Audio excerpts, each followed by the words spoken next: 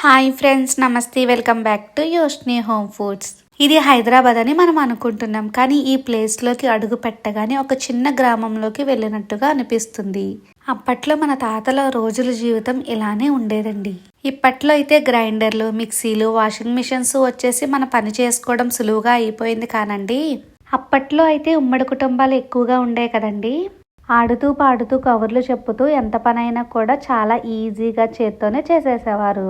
ఇప్పట్లో షాపింగ్ చేయాలంటే ఆన్లైన్, లేదు అనుకుంటే పెద్ద పెద్ద మాల్స్కి వెళ్తేనే కానీ మనకు సాటిస్ఫాక్షన్ అవ్వదు.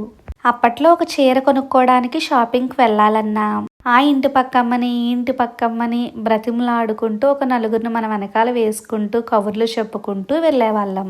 ఇప్పుడు పిల్లలకి అవుట్డోర్ గేమ్స్ అంటేనే తెలియట్లేదండి. మొబైల్తోనే జీవితం అంతా కూడా గడిపేస్తున్నారు. కానీ అప్పట్లో పిల్లలైతే స్కూల్ విడిచిపెట్టగానే లేదా స్కూల్కి సెలవులు వచ్చినప్పుడైనా అష్టాచమ్మాట, తక్కుడు బిళ్ళ, రాళ్లాట, కలగంతులాట, వీరి వీరి గుమ్మడి పండాట ఇవన్నీ కూడా పిల్లలు చాలా చక్కగా ఆడుకుంటూ ఉండేవారు. మరి నేను చెప్పిన ఆటల్లో చిన్నప్పుడు మీరు ఎక్కువగా ఏ ఆట అయితే ఆడారో దాన్ని కామెంట్ చేయండి. ఇవన్నీ చూస్తుంటే మీకు ఏమనిపిస్తుంది? పాతకాలపు రోజులు గుర్తొస్తున్నాయి కదండి. మన ఫ్యూచర్ ఎంత హై అయినా మన ఫాస్ట్లో ఉన్న సింపుల్ సిటీ మనకి రియల్ హ్యాపీనెస్ని ఇస్తుంది. Thank you for watching. Bye bye. Please subscribe my channel.